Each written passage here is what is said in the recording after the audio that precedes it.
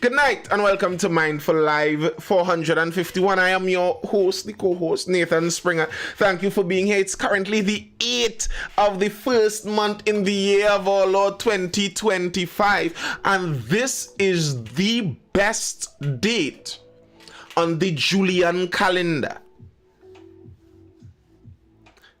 Bar none. Well, there are some dates that are really good also, but January the 8th, I would have you know, is the best day on this calendar. Because it's the day that I entered the world some numerous years ago. I mean, I'm not that old, but you know, we're getting there in age. So yeah, birthday live in full flow. We're doing a birthday live this year. Good things. Thank you very much. Thank you. It's appreciated. But we're diving into news nonetheless. We're talking about news. What better to do on your birthday than talk about news? Interesting stuff. So once you're on the inside, make sure you hit that like button, double tap the screen over there on TikTok. That's how you hit the like button there. To those of you on YouTube, there are some new viewers I'm seeing now on YouTube. Appreciated. We've been out here and YouTube viewers are picking up steadily these days. Nathan Springer over there on YouTube. If you are not yet subscribed, I do. If you are not yet subscribed, make sure you subscribe to Nathan Springer over there on YouTube. Catch all lives that you might miss out there. It's streamed live also on YouTube, but you can catch it there, and it's better because if you hear me reading stories and diving into some article or some study or something, and where is this guy reading all of this nonsense from? Well, it's not nonsense, first of all. It's the sources. And you get to read what I'm reading and see what I'm reading and see where I'm getting what I'm getting and all of that good stuff if you are looking at it over there on YouTube. So even if you miss it now, you could catch it back later. Be sure to subscribe, Nathan Spring out there. Drop a like, hit a comment.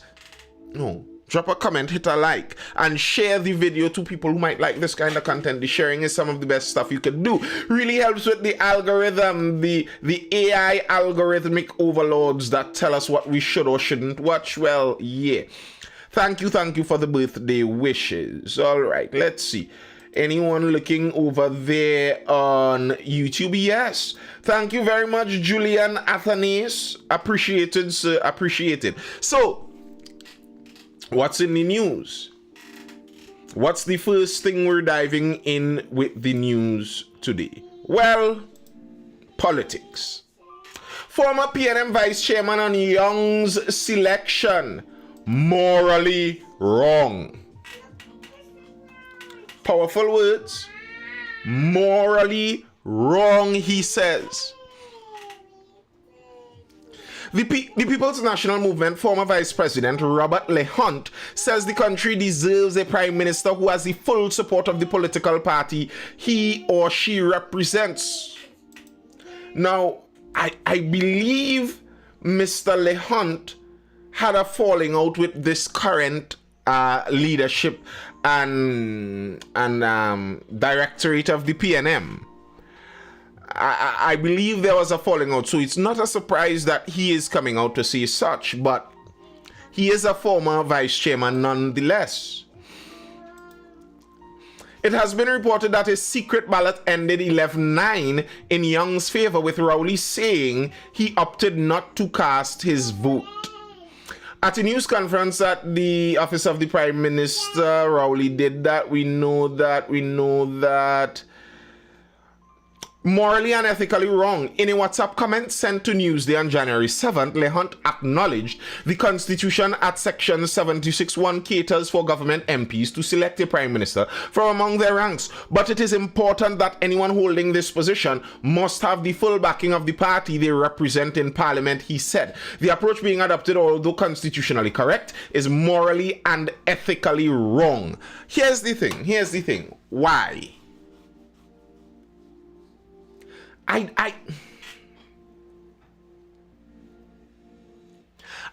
don't know if I catch what he's saying there. Where is the immorality in this? Where's the unethical behavior in this. Personally, I think he might be using some of the wrong words there.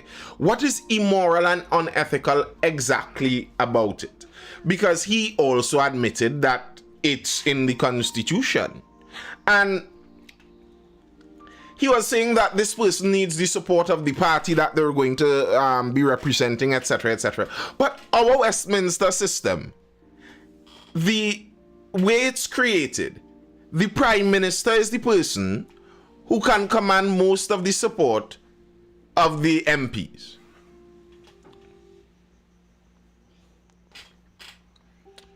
He can command most of the support of the MPs.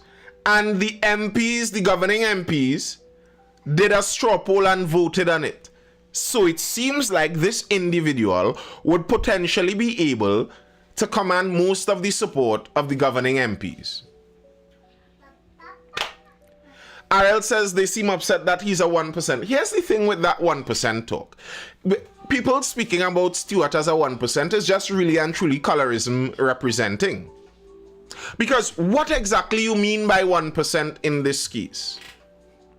I hear people say this 1% thing without any knowledge or any insinuation about who his family is or what businesses they might own. It's just the idea that he is a light-skinned man, so he must be 1%. And there are people out here saying that he is Syrian while the man is Chinese, well, of Chinese ancestry.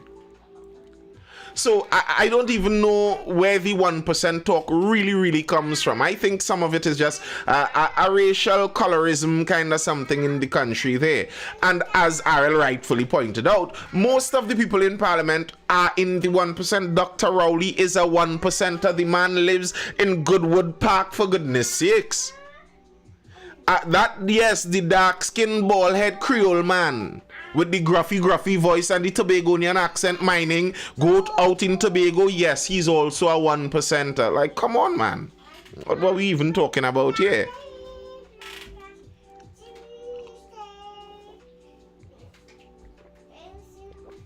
I'm not sure there are any parliamentarians currently who may not be considered 1%ers. If they aren't 1%ers, they aren't 1%ers yet. They'll get there soon.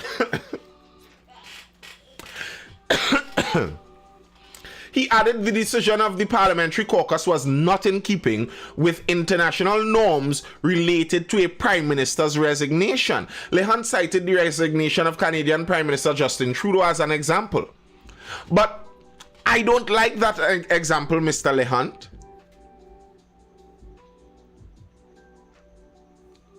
I don't like that example. Mr. Trudeau, Prime Minister Trudeau, was squeezed out by his party because they don't think he is going to lead good anymore.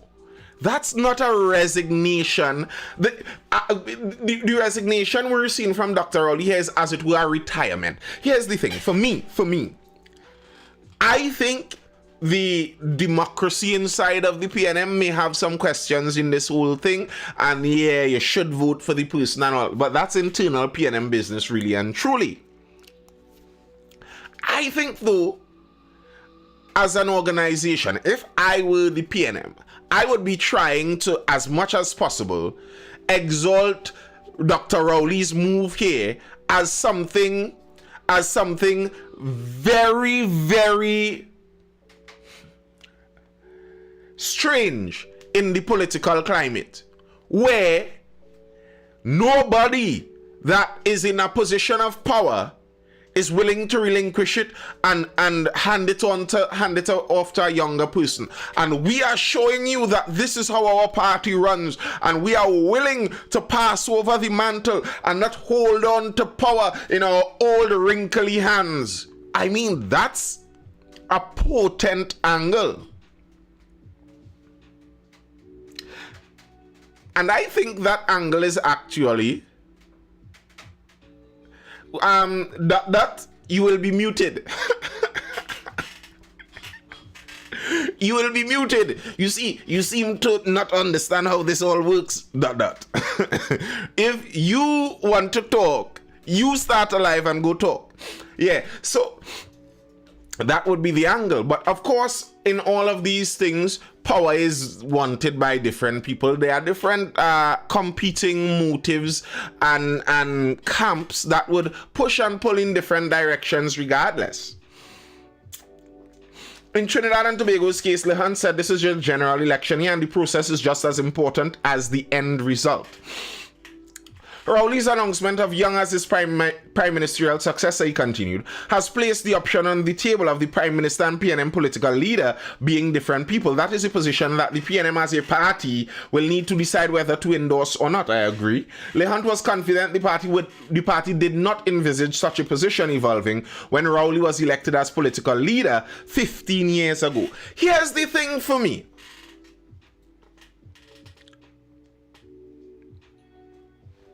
Here's the thing for me. Didn't the PNM vote for Dr. Rowley in the internal elections when, what was that, last year or year before? So, in a sense, the rank and file of the PNM already chose this. Because Dr. Rowley announced that he was going to retire and then went up for leadership in the PNM, and the PNM rank and file still voted for him. So, there is that.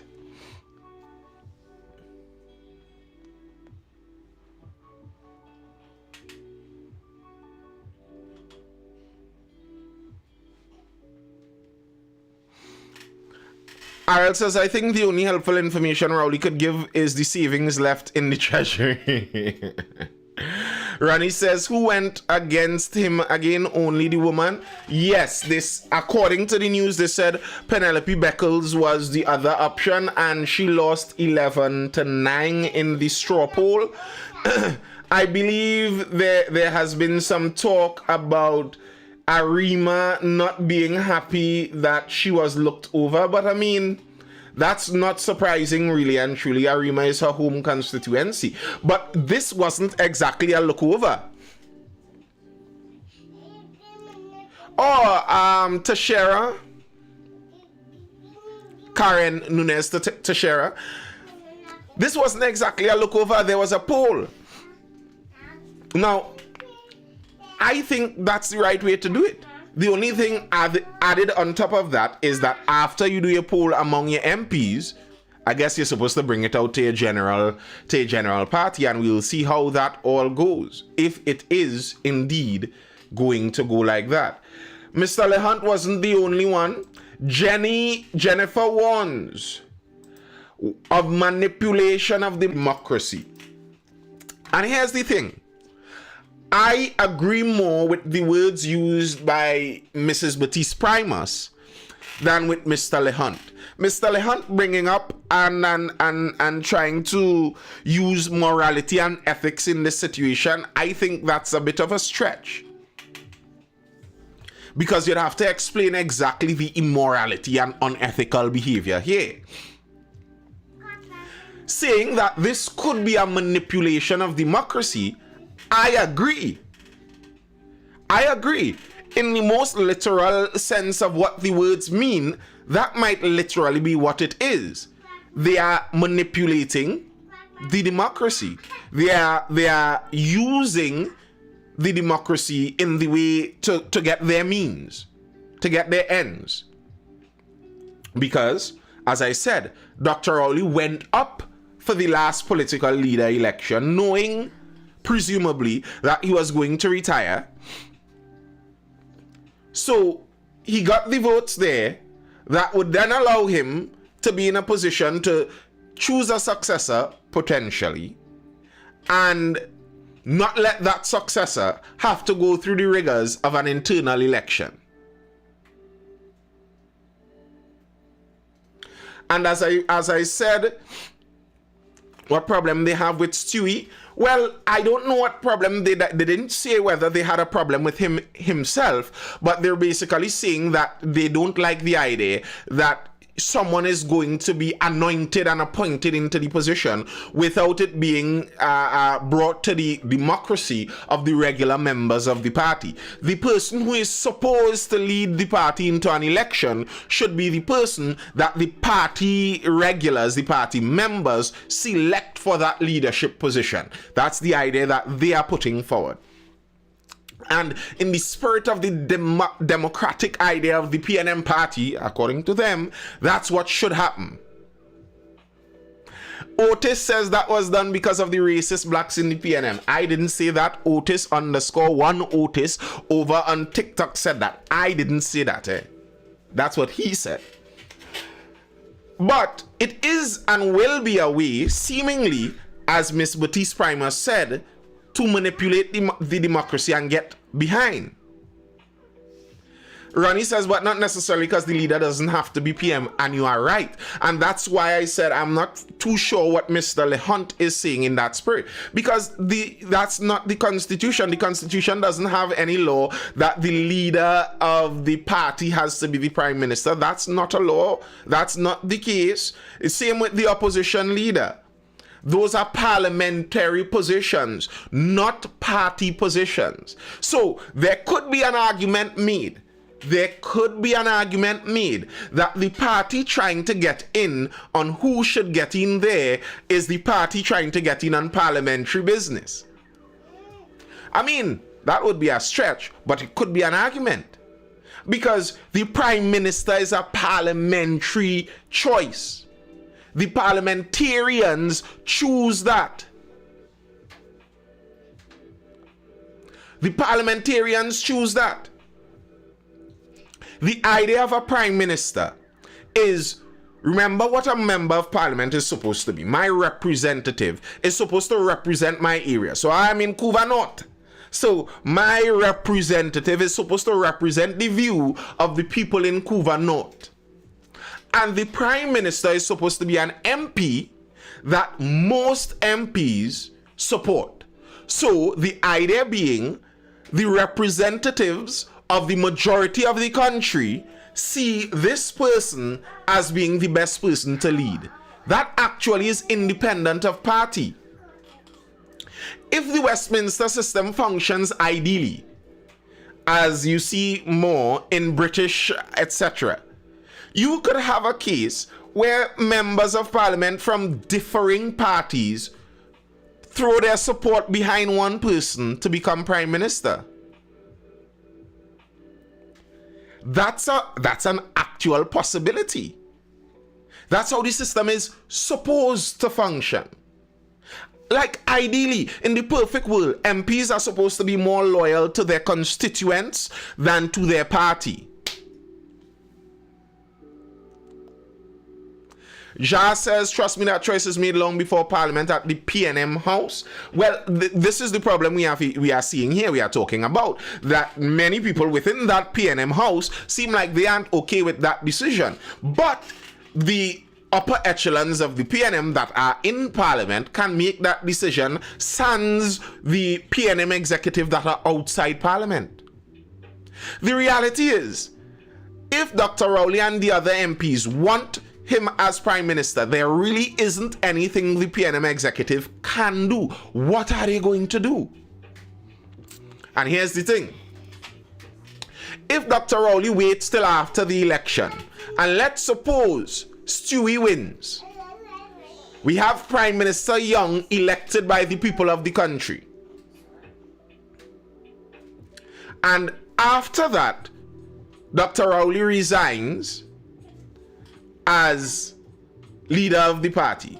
Well, really and truly, the election wouldn't be that Stewie would be elected as Prime Minister. He would be re-elected to his MP position, and the MPs of the PNM have already said that's who they will support. So, he would be Prime Minister. And if after that happens, after they go through the elections, the MPs throw their support behind him, he is the new Prime Minister, elected by the country, by the MPs, and then the PNM has an internal election. Do you think, and I said this before, day before yesterday or something like that, do you think then that Stewie would lose? Do you think the PNM rank and file would vote against an incumbent prime minister who just won? As I said, let's say the election is August, and then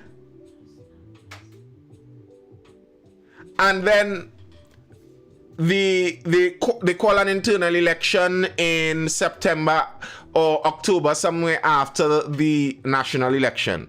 The PNM rank and file will not vote against an incumbent prime minister who just won an election. So what Mrs. Batiste Primus is saying here about manipulation of democracy, I consider that accurate. I think that might be indeed what is going on. But is it outside the bounds? Is it outside the bounds? As far as I can tell, no. And the people that would be most aggrieved by this, as I said, would be the people holding PNM party cards.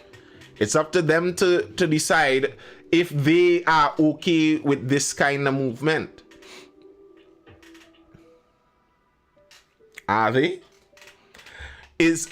Like, to me, for this to be a real bacchanal issue in the PNM, Mr. Young needs to not only be not liked for leader, he needs to be a hated man inside of the PNM. And I don't know, I have no party card, I don't know, but I don't think he is that hated inside the PNM. He may not be many people's first choice, but it's not like he has a particular ire. So I don't know if it would be possible to build up enough heat to force them to do something about this.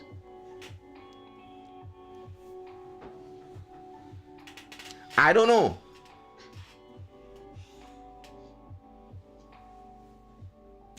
Is he that hated? I don't think so. Would PNM voters decide to allow the party they hate the most, UNC, to win just because they don't like Stewart?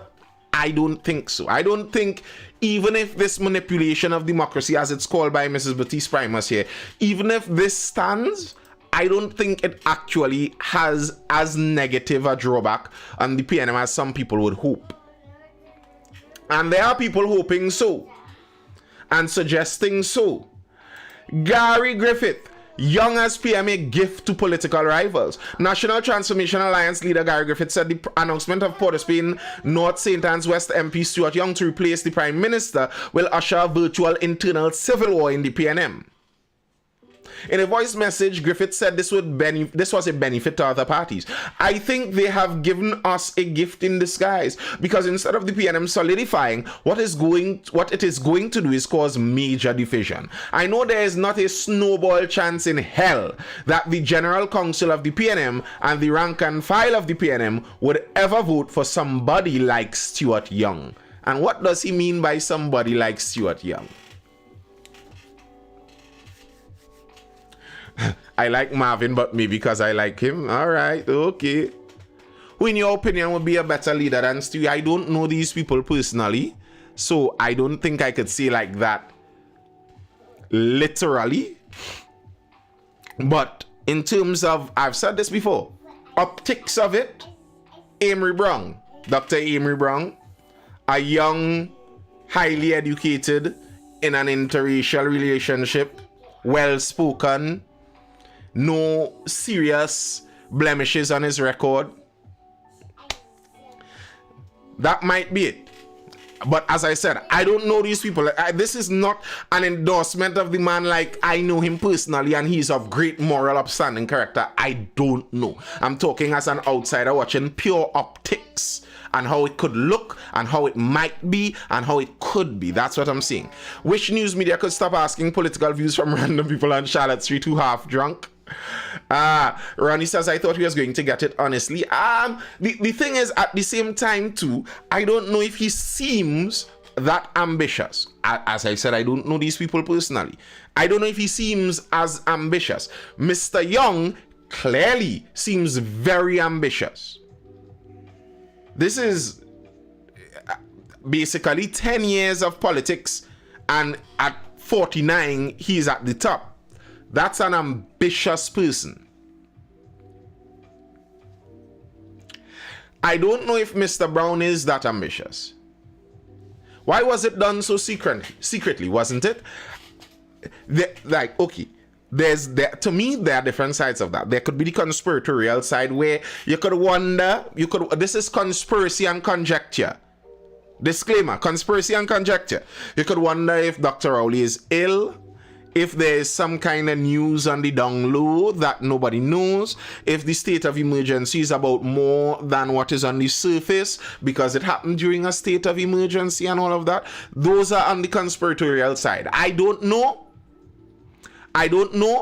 but that's in the conspiratorial lane. I don't know, possibly. But in the above ground, where it could actually be real and what really happened, just as it was said, is they could be attempting to make a crossover with as little fallout as possible.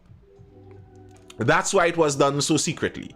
Because anything that comes into the public in politics starts to get into the campaigning realm. And campaigning causes bacchanal. The UNC had it too. The thing is, the UNC have a much stronger one person, one man, one woman leadership set up right now. But the last internal election of the UNC had major fallout. There are still MPs in the black book because of that. Why Saddam don't take Kamala place? Because it's not up to Saddam. If Donald Trump can be president, then what? Donald Trump isn't a random George from the corner of the street, just by the way. That's probably the person with the highest name recognition in the world. So I mean, that says a lot. I think the state of the country is a lot worse than what they see. Possibility. But it could be that they were trying to make this crossover with as little bacchanal as possible, being that it's an election year. And he is trying to hold to his word of retiring, while at the same time trying to keep the PNM in a nice unit to move smoothly into the election. That's a possibility. A possibility. I don't see that as not being a possibility, because it's politics and they would want to win.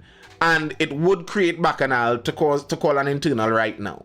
They aren't even calling the internal, they're just selecting somebody and trying to move around all the bacchanal, and it's still looking like some bacchanal would stew over this.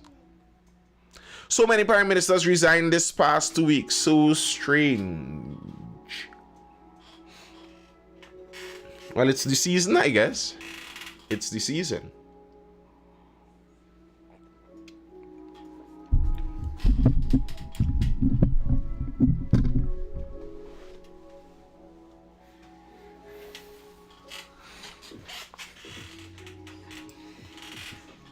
Kamala and Young as PM.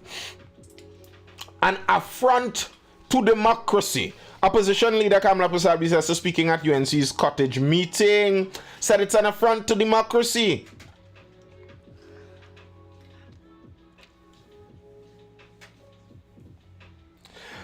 She said Young was a dangerous pick for public life. She claimed he had to recuse himself 101 times. All right, just bacchanal at him, bacchanal at him.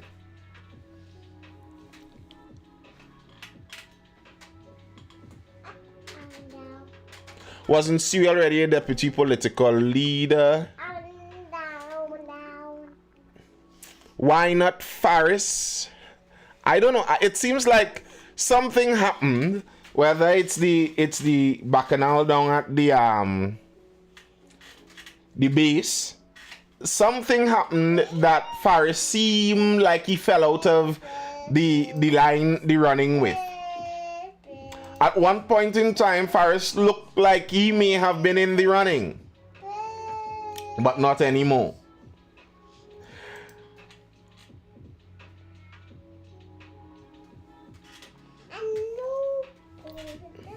It seems like he fell out of favor a bit, so I don't think Faris is getting in there.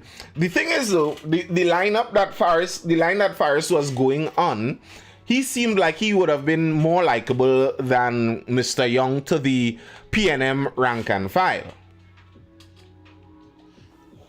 But maybe he made his move too early. I don't believe it's because he was a poor AG.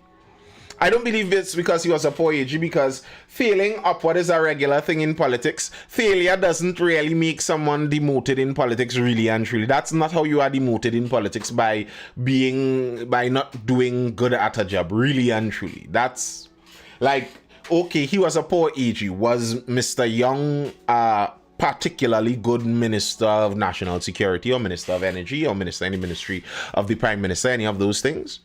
What if Pandey daughter take Anti-Cam's place? I'm glad you brought that up, because that is exactly the next article we are heading to right now.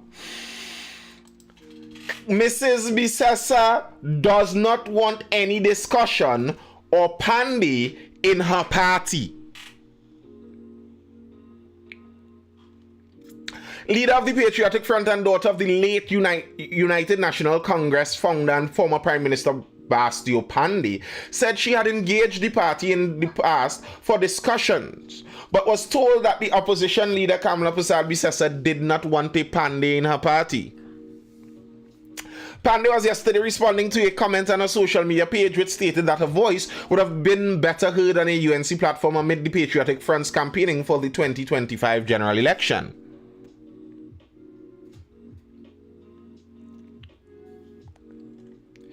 By now, you could have been the leader, but you missed the bus by staying at your father's side. Remember, it's your father who said politics has a morality of its own, but you didn't listen. The commenter wrote under a post in which Pandey called for an end to tribal politics. But Pandey replied in a now deleted comment that being a leader was not her goal in forming the party. She said she had in the past volunteered to help the UNC but was turned away. The opposition has lost 2 consecutive general elections, by-elections and local government elections, all while losing its own support. On numerous occasions, I have volunteered to help the party for absolutely nothing in return. Many party members will attest to this, and the response has been the same. Mrs. Bissessar does not want any discussion or Pandey in her party, she wrote. And I find that very believable. I've said this before, and that's why I said that would actually be a good angle of attack for the PNM, because it looks to me that Mrs. Persad-Bissessar purposefully cuts out young upcoming talent that may challenge her. It could seem like that to me.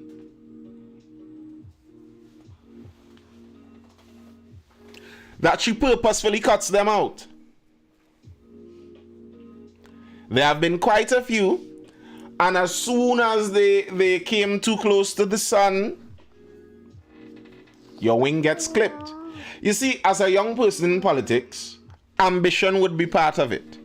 But ambition might be the kryptonite inside of the UNC, because ambition to a weak leader is always a threat. To a weak leader that wants to stay in that position. If you're a Dr. Rowley, Imran Mohammed's asked Kamala is threatened by a Pandey in the UNC. Yes, she would be. If a leader like Dr. Rowley is looking to retire, then ambition from young people isn't a threat to him, because he doesn't plan on being there the next year. But if you have no intention of leaving and a young ambitious person is there, that's significant. That's a significant threat to you. Significant. And I think Mrs. Persad-Bissessar doesn't want that around her. Kamala should take a hint from Rowley and go home too. I think so. I think Mrs. Persad-Bissessar should have retired in 2015. She would have had 10 years of going around the world giving speeches about being that first Trinidad and Tobago female prime minister, about being a mother and a grandmother, and spending time with her offspring and their children also. That would have been a good time, Tanti, instead of fighting all this fight and losing.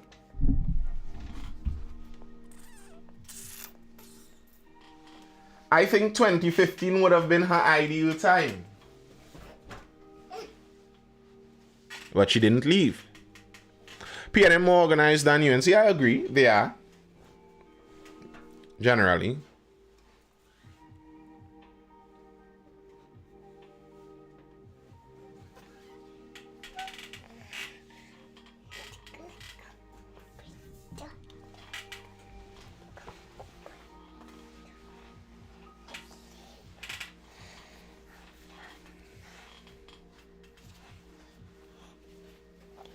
Who is the lesser of two evils? Mr. Nibbles asks.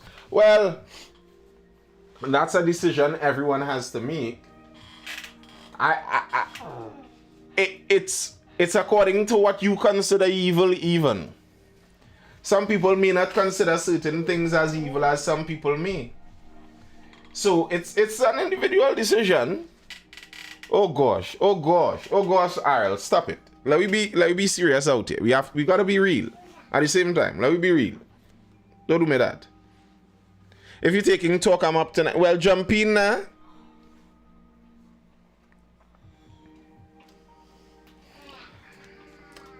Before we go all the way there, let me jump into some of the crime and police news that I was looking at.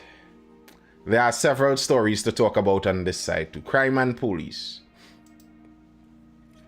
DCP, 360 held since start of state of emergency. More than 300 people have been arrested since the launch of the state of emergency. This was announced by DCP Operations Junior Benjamin at a media conference held this afternoon at the Police Administration Building.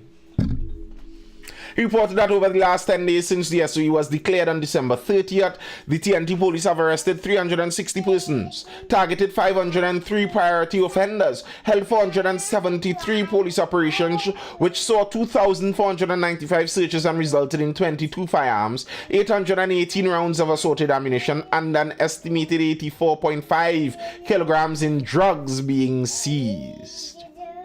So they're out there. But on the opposite side of that, officers, SOE worsening already bad conditions at the prisons. President of the Prisons Officers Association, Gerard Gordon, says while he's not opposed to efforts aimed at tackling the country's crime challenges, these measures have only contributed to the further decline of the prison service, which is lacking necessary and critical support. Gordon made the statement via a release on Facebook on January 7th. He claimed the government had overseen the decline of the nation's prisons, which have a myriad of well-documented problems, now worsened by the state of emergency. The nation's prisons are under-resourced, overburdened, and littered with infrastructural deficiencies. Now in the SOE, they expect to use the same decrepit institutions to hold and treat detainees and those arrested. Yikes! You see, that's similar to what I said at the very jump. At the very jump of the SOE, I said this. If the judicial system is the same judiciary that was there before the SOE, if the police system and the police are the same police that were there before the SOE, if the prison systems are the same ones that were there before the SOE being there, how does that actually positively affect any of those things? So the SOE makes it that the police could do certain things easier, but it doesn't change the police to being more competent or more honest. It doesn't streamline the judicial system to being faster. It doesn't force cases to must work through all the backlog faster. It doesn't build new prisons. It doesn't make honest prison officers. It doesn't stop the smuggling of contraband. It doesn't stop prison overcrowding. It doesn't stop the cell phones in the prisons. The SOE does none of these things. And the truth is, a lot of our problems are located in those kind of areas. So the SOE doesn't actually fix any of those things. What it might actually do is exacerbate those issues, as the prison officer is saying here. If the prison is already struggling, how are you going to send in a whole extra batch on steroids? Like to look over at El Salvador and what they did, as many people point out of late, what El Salvador did in changing their crime and criminality situation, in particular with gangs and the drug trade. One of the early things he did, the prime minister out there, well, president, was build a 40,000 man prison. So maybe if you're planning an SOE, you should build a prison. Or at the very least, refurbish one. or at the very least, fully refurbished one. How are we to do this with the infrastructure that currently exists? The prisons are already languishing. Cops spread too thin. Commissioner of Police blames bureaucracy in recruiting shortfall. Commissioner of Police Erla Harewood Christopher says the bureaucracy in recruiting officers to the police service is the primary reason why there is a shortfall in filling vacancies. The commissioner was responding to concerns about officers being spread too thin and other resource constraints expressed by the Trinidad and Tobago Police Service Social and Welfare Association President Gideon Dixon on January 4th. Primary among Dixon's concerns was a 1,400 body void in the police service's strength, which is being compounded by attrition, issues in being promoted, and failing to recruit 1,000 officers as outlined in 2024. Speaking to reporters after the TTPS annual interfaith service, the commissioner said it is known that the organization has been facing staffing issues over the last 5 years, but it has been working on recruiting officers. However, she said the process is a lengthy one. Although we were supposed to recruit 1,000 officers in 2024, that was stymied because of the processes. We have applicants who would have failed the polygraph, failed the psychometric test, and we have to ensure that when we recruit the best. So until we are able to recruit, we will have a shortage. Hi, Kelsey D. So, people are applying, but it seems the applicants are of low quality.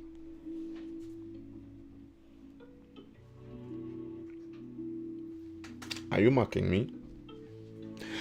What can you do about that?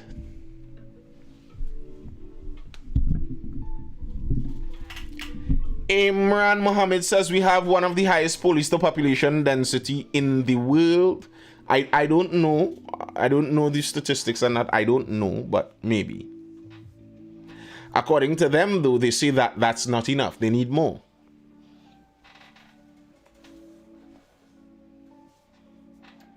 And what do we do then? When the police recruits aren't of the right quality, we can't get enough. Dropping the quality certainly wouldn't make sense. So, what can the police do to increase the quality and number of their recruits? I've said this a long time, you know. Increase the standards and vastly increase the pay. Increase the pay and the standards. Not just the pay, and the standards.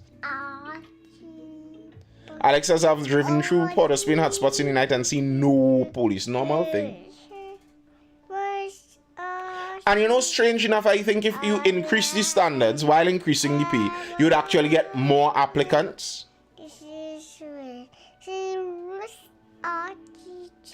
Police right now is seen as something just to do you can't qualify to do anything else. Well, I go join police, you know. What you go do by me, you know, but I feel like I just started joining the police or something, yes? That's not how you want officers in a country like this.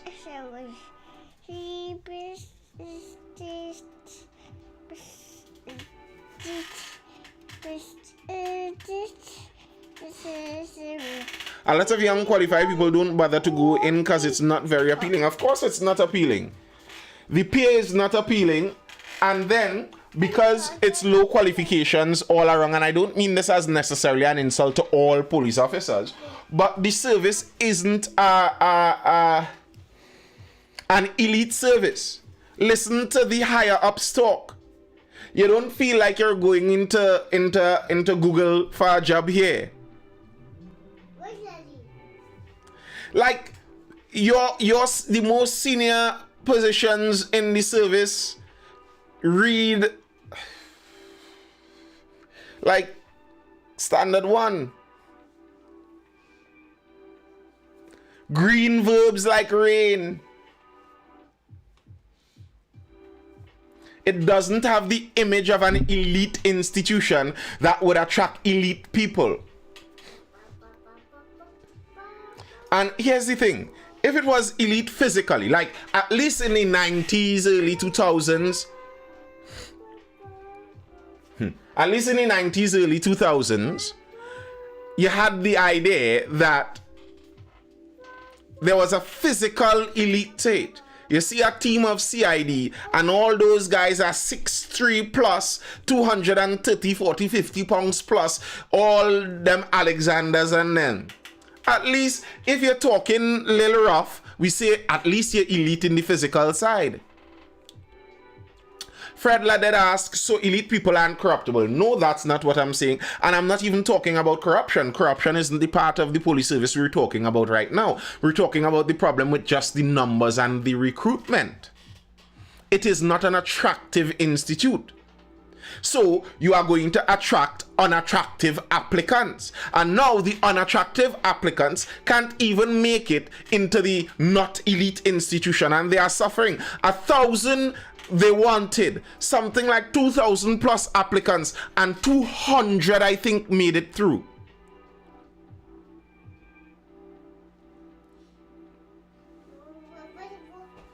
What you guys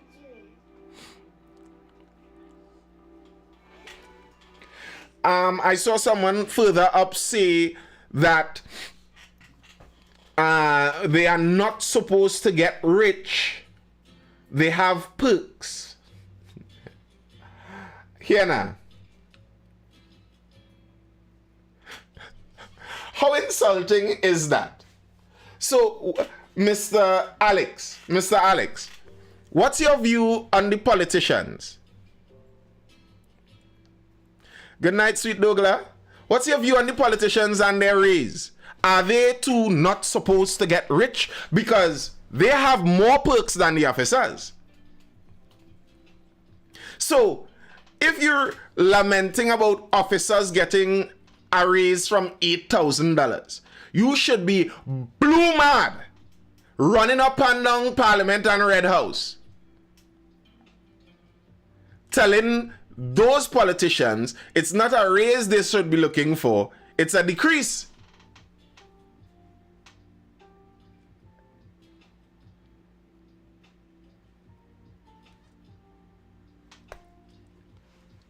So, I mean,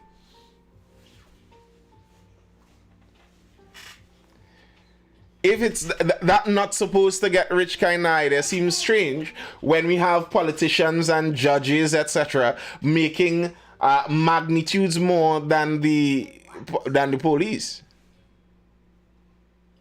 What you doing? So, I see, increase the standards and pay them more. Do you mean inept or incompetent for their positions? Are you talking police? Right now we're on the police service being not sufficient for their job. Yes, many of them do seem inept and incompetent.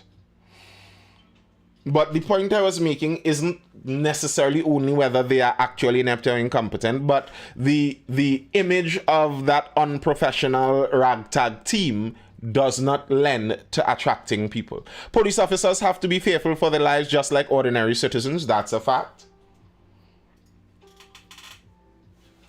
If a policeman is killed in the line of duty, what compensation their family get? I think isn't it? Wow, sorry. Isn't it they get that $1 million?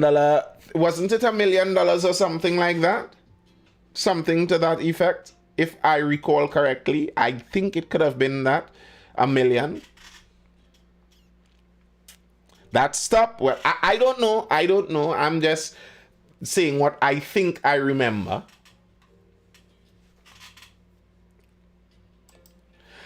But law enforcement is spread thin all over.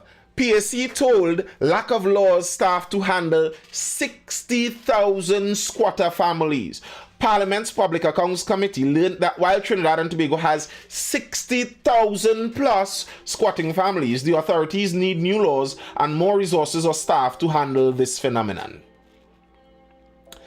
The Public Accounts Committee interviewed officials of the Ministry of Housing and Settlements, Land Settlement Agency, and Commissioner of State Lands, Paula Drakes. Squatting incursions into forests and onto hillsides deeply worried the committee.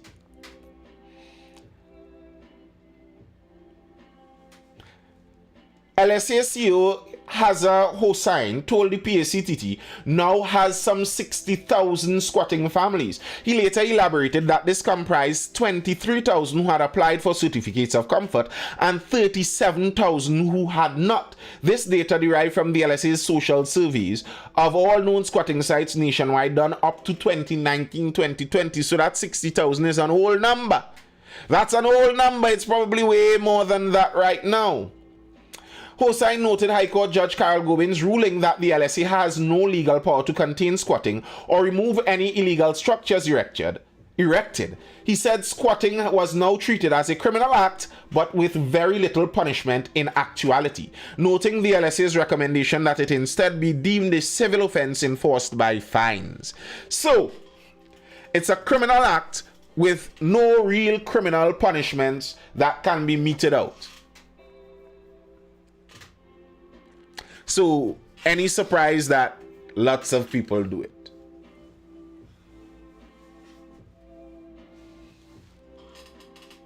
Hossain said in 2020 the LSA had proposed a tenancy policy for squatters who until then had not applied for regularization. However, he lamented that squatters continue to breach the boundaries of their initially claimed plot of land. Well, I mean, obviously, if I am a squatter, I am someone who isn't too bothered about land rights out there. Usually, I'm here to acquire land. All right, you tell me, you give me a blight, I could get 100 by 50. What will stop me from going 100 by 100? I was willing to squat all the time. It's like when governments propose gun buybacks and things like that. Like a criminal is out here going to sell you his tool for crime. Right. And then you're surprised when the criminal sells you an old gun and uses the money to buy new ammunition for his new gun he had anyway. I mean, he's a criminal. I mean, he's a squatter. Of course, the squatters are going to squat. And I mean, I have pity for squatting. I understand the position. Land and house in this country is not a pittance. It's something that's difficult to come by.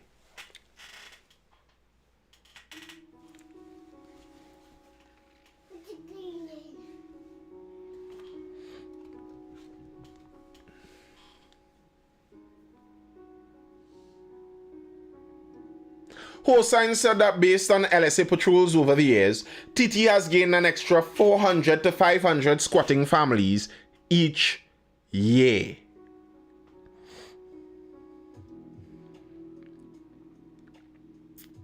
The number of squatters has risen from 2,000 in 1963 to 23,000 in 1998 and 60,000 now.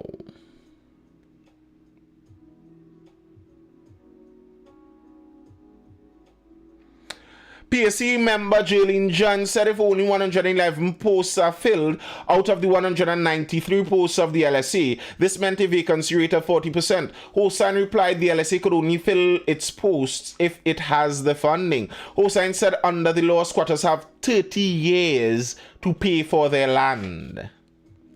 Hey, squatting sounding tempting, man.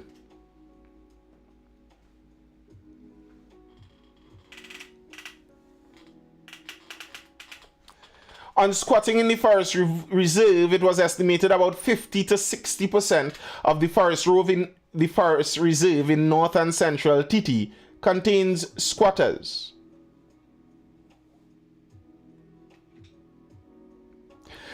Hossain said that the LSA has surveyed 1/3 of the Valencia Forest Reserve, and so far on 4,000 acres of land, it has discovered 5,000 illegal structures.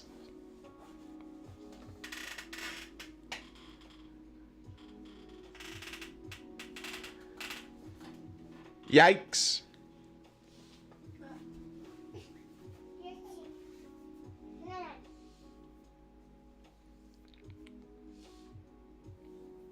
And now, my customary story to get you upset with the officers.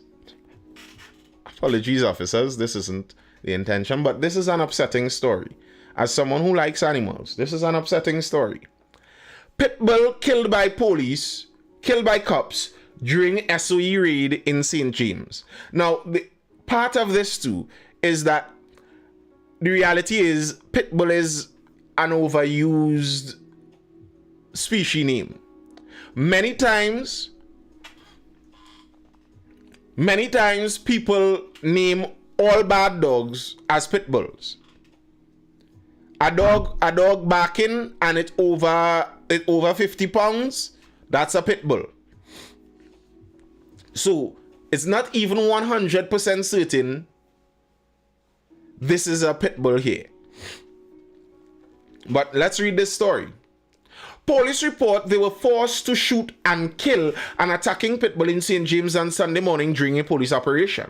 Officers of the Western Division under the supervision of Senior Superintendent Williams and Inspector Grant made their way to Ethel Street where they intended to conduct a search of a home after being presented with information that the occupant would have firearms and ammunition within the compound. Police report that upon arriving at the location about 4:30 a.m., here the kind of hours, 4:30 a.m., that day, the officers called out to the suspect at 4:30 a.m. Like, he's supposed to be chilling in the gallery waiting for visitors at 4:30 a.m. However, no one responded. As a result, the officers entered the compound. It was then they were reportedly attacked by the dog. The dog apparently rushed one of the officers, who pulled out his licensed firearm and shot the animal. The dog collapsed and died. Here's the part that is really aggravating. After having killed the dog, police searched the home but found nothing illegal and made no arrests.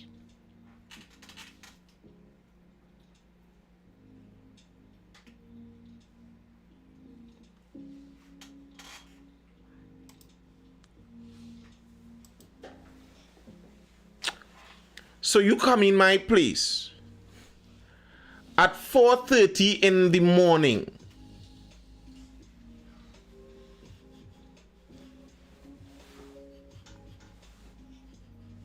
Obviously, I'm not awake. Obviously, if I have a dog, the dog is going to be in the yard to secure the yard at 4:30 a.m. for the bandits and crime out there. You burst into my yard and it's an SOE. So here's the thing. They didn't say anywhere in this story that there was a warrant. They said it's an SOE raid.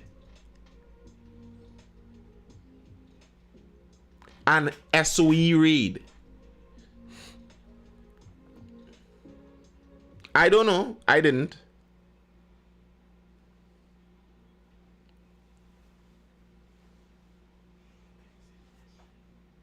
You killed the man's dog and still found nothing.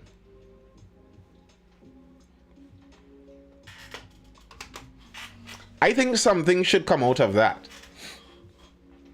That should never be the case. That shouldn't... How do you mean that should be allowed in a free country? And that's why countries like ours never want an armed population. That's why countries like ours never want an armed population. People talk about the US and those things, and the US and the US and the US.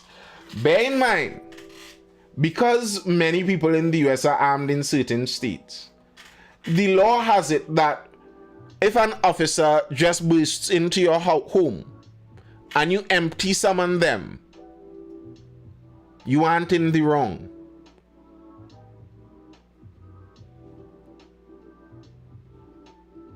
Because you should have the expectation of security in your own home.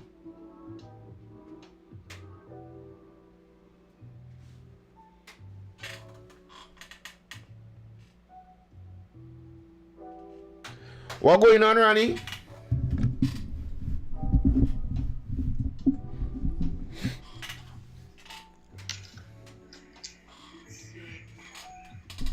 Good night, pretty pussy, pretty boy, pretty guy, pretty man. Yeah, he's a big man. This birthday boy kind of thing. He's a big man. And that's it, pretty man.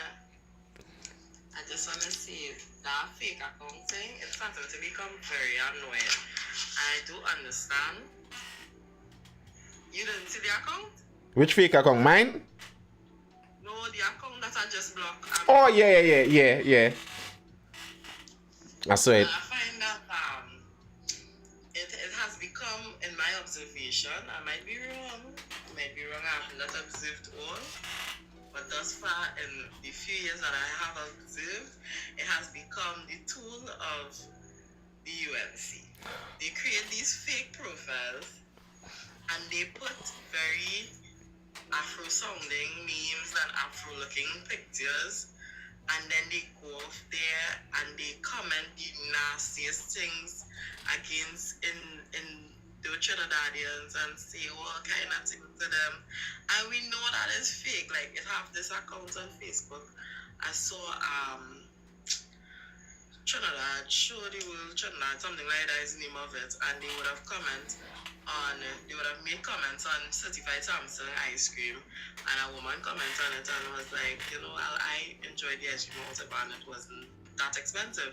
And the person was like, nobody asks you that Indian, and it's like, what? And you could tell that it is not an African person running the page, it's just somebody who's pretending to be that.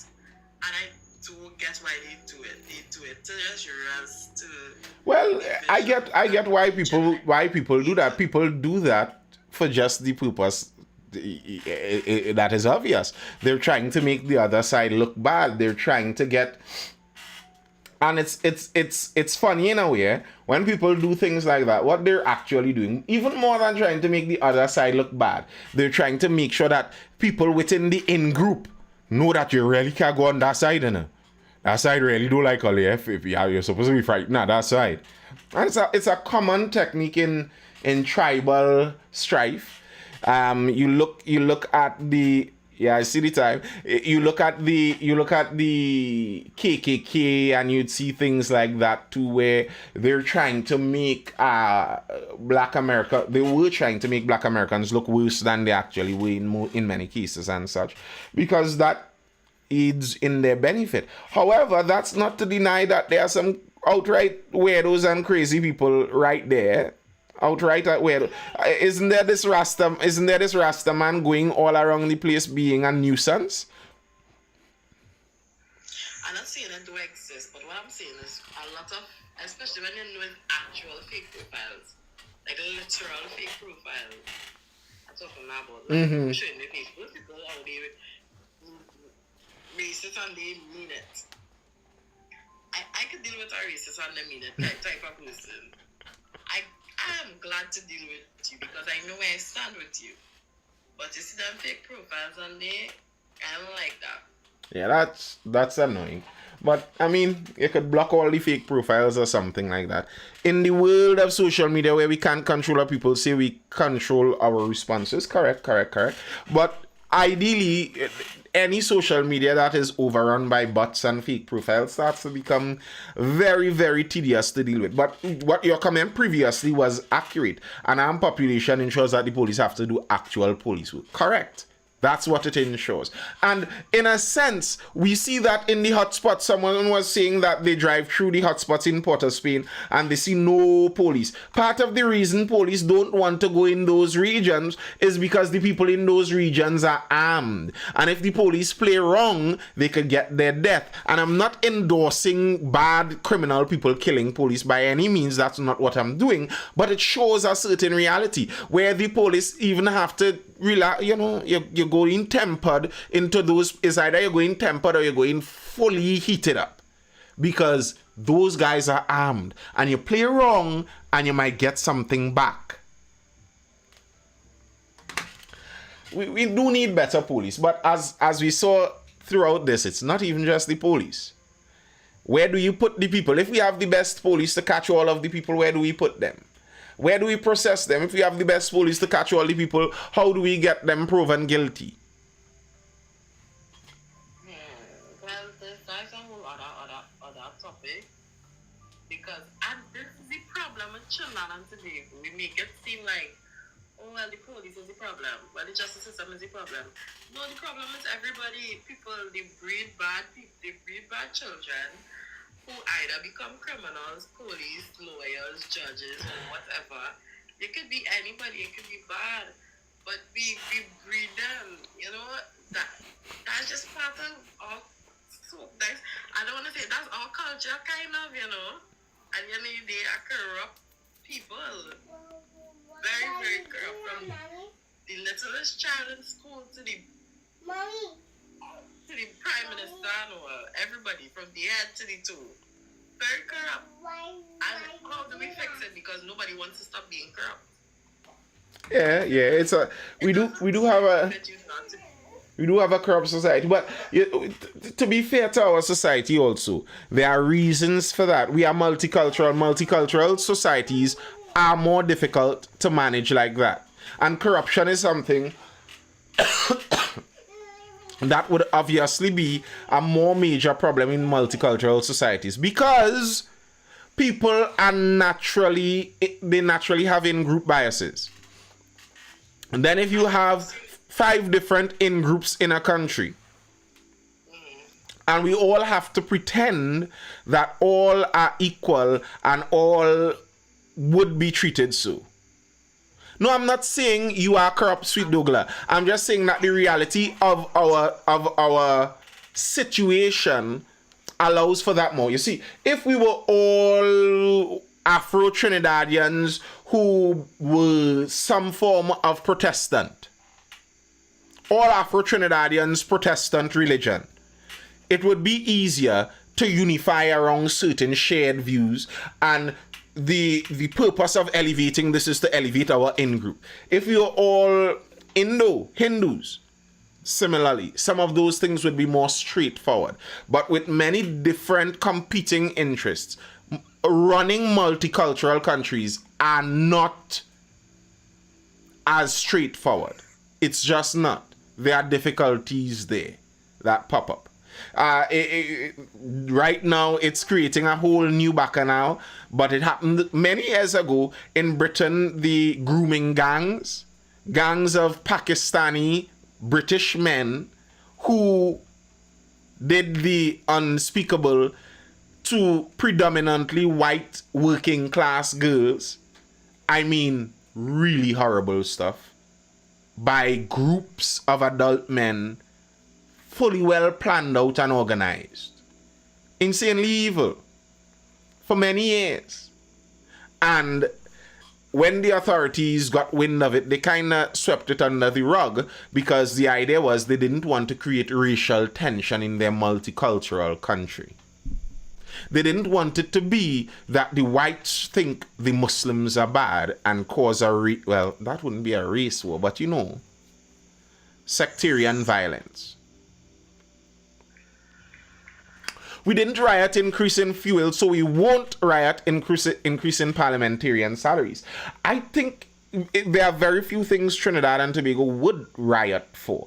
And I don't know if I want Trinidad and Tobago to riot for many things. If we riot for the increase of the parliamentarians' pay, you do understand that those number guys are going to make full advantage of the chaos that is created by rioting. We just read a whole slew of articles where the police are saying they are stretched, where the land settlement agency is saying they don't have enough manpower to deal with the problems. Everyone isn't able to deal with all the problems that exist. If a riot comes and puts the entire thing in chaos, what do you think is going to come out? And our leaders know we are too passive. I don't know if I'd say too passive, because I think the thing to send Trinidad over the edge would be rioting. You want to see Trinidad really become Haiti? Start some riots. Yeah, start some riots. Do you think you are able to control the direction of riots better than a gang leader who has 600 men at his call and hundreds of guns and thousands of bullets? Who has a better grip on the chaos of a riot? Ask Barbecue out in Haiti. Barbecue not in Haiti no more. Well, oh gosh. He in Ohio, Springfield, Ohio.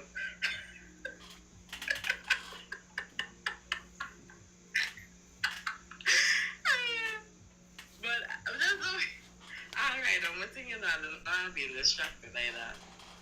But yeah, as we're talking about police and things, these police service really need to specialize because we have, I think the last number I heard about police was like 7,000 police, right? We have 7,000 police. We go, I'm guessing we have probably just under half of that would be women who will not really serve much in crime fighting. And then we have very unable to do anything but eat people as well who serve on desk and stuff, right? So that in of itself leaves our police service at probably, if half capacity, is plenty. I mean, as in to roam the streets and to actually do work, right? Not that I'm saying people who are desk not doing work, because desk work is work, right? So in order to really make the police service more effective, there should really be more units and units that they have to get degrees and stuff. Well, not that I'm saying you have to get degrees, but you can get training in something. Like be trained in a particular thing. We have a whole cyber issue. We have cyber issues, and we're supposed to have cyber unit, right? That cyber unit training anything, or is it just police that I don't know. Turn on and turn off a computer? Okay, cool. You win and work in the cyber unit. What do you have? I don't know.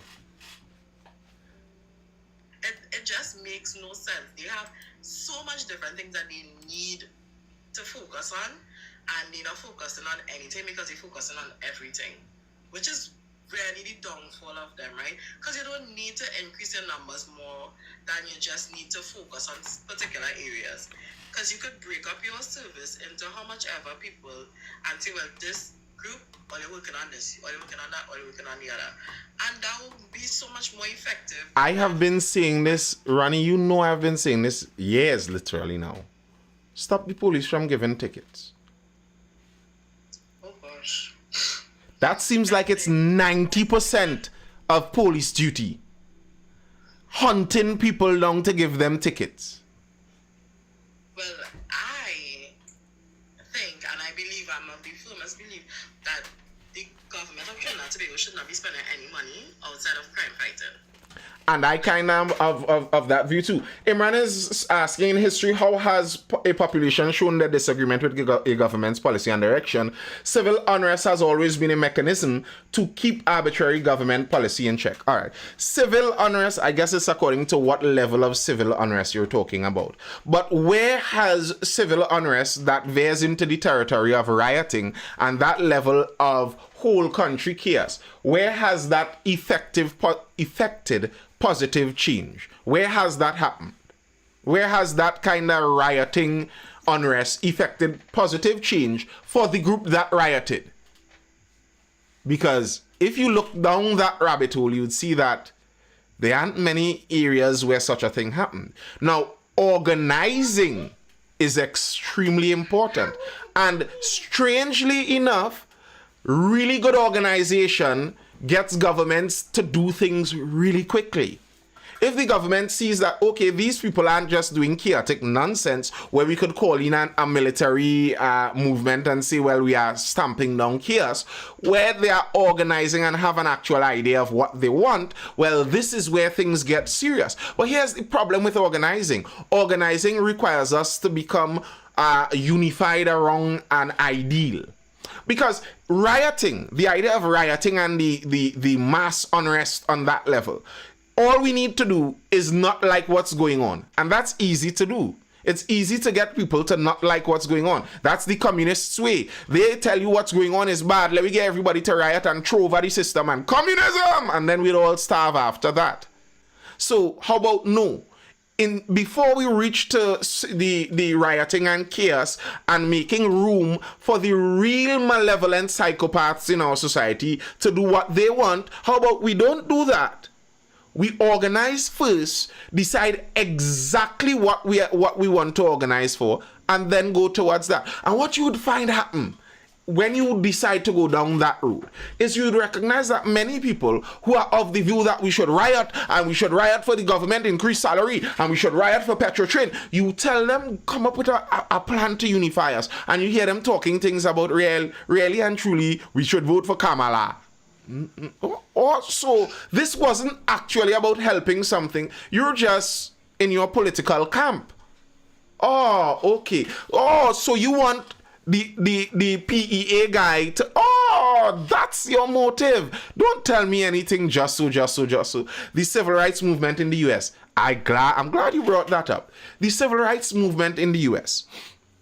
There have been numerous studies on this. One that I went through back since 2020, did I go to 21? A study that showed every time the civil rights movement got violent, they lost in that area. The key to them winning was ensuring they stayed ordered and non-violent. That's how they won.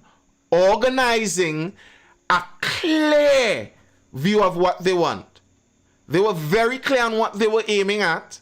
There was an aim, there was organization, and wherever it followed that disciplined, organized model, it worked. The places that had the race riots, even though they had a worthy cause, are still suffering to this day. They haven't recovered economically. They're still poor. And the poorest areas, because they rioted over real injustice. But they rioted. What benefit was it? So I am not looking for a release of my anger and frustration. That's childish. That's the teenager in you. You want positive change. Rioting isn't positive change. Rioting is leaving room for the psychopaths. That's what you're doing there. But Nathan, the organizing would come after. What kind of... That is seriously childish. Where has that ever happened? We do the disorder first. Open room for all the gangsters to do what they want. And then, when the country is in turmoil, we say, well, now we go organize and plan. Where does that happen? Where does a successful plan work? By doing it and then planning after it's done. What? The civil rights movement evolved. Not exactly. You could read the writings of the civil rights movement. They had a clear ideology all along, a clear view all along. The evolution did happen amongst the range of violence to non-violence. There was some evolution there. Some people who were of the violent view that moved around to the non-violent view because they saw the effect, and that evolution helped them. But if you're talking about evolve as in just throw filth at the fan and then we'll make it into a masterpiece after, no, that doesn't work. but Nathan, you're just quickly on here. In Trinidad and Tobago, where we have mostly our population, most of our population are of the view, our law-abiding population that is, of the view that we should not have guns and stuff. Citizens shouldn't have guns. How are we rioting? How are we facing the army? How? Because they have all the guns. Are we coming with reward placards? That's not a riot. So we not even in the first place, the first step to beginning to be rioting. We have no protection. So we will just be protesting or marching on the street that does nothing. And if the police come and tell you you had to leave, you had to leave. Because you'll get tear gas, rubber bullet, lock up, all kind of thing, and you have nothing to protect yourself. You're just gonna have to go home. So it doesn't make sense.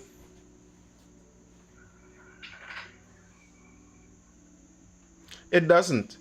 And what about staying home from work for 2 weeks? 1970, Ja says. What about 1970? And staying home, that would be very effective. Staying home for 2 weeks would cripple something. But what are we pointing it at? Like, I made this point when we watched the Betham residents get upset and block the highway and the bus route and the main road. The Betham residents had a serious choke point where they have a lot of control. They have a lot to say if they do things drastic. Betham residents have gotten upset and blocked all 3 passageways into the capital city many times.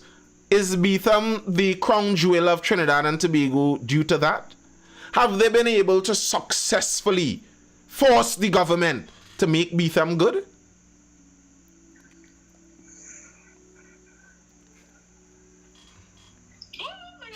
Abu was the right man for them, someone said. Whew. Yikes. Yeah, but he still failed and messed up some good things. Well, I don't know. Like Mr.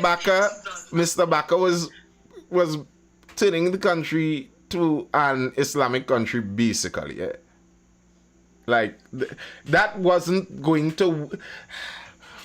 Many people have very childish, immature views of how order and the world runs. Really, like, order isn't easy to establish, and it could much more easily get a whole lot worse than any better.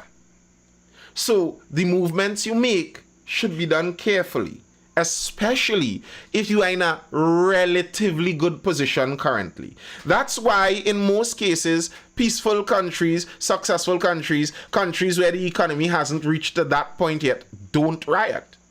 Because they have too much to lose. But Willie Bang, this is the problem here with staying home. Okay, cool. Everybody say we're going and stay home. And guess what? You stand... Probably half of your staff is going to come to work. Half of your staff is going to come because half of them probably are agreeing with the government or against whatever. So they're going to be like, you know what, let me go. Or half of them say, you know, I just don't want to lose my job. So then you have the people who just stay home and then they end up in problems.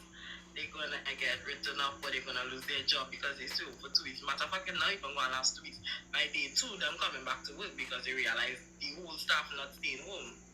So it doesn't really make sense because, again, we don't 100% align. That is the problem. And you will never be able to 100% align in a multicultural society where we don't agree with everything the other says. You understand? Mm-hmm. So, it just won't work. And the majority, we don't majority agree on anything.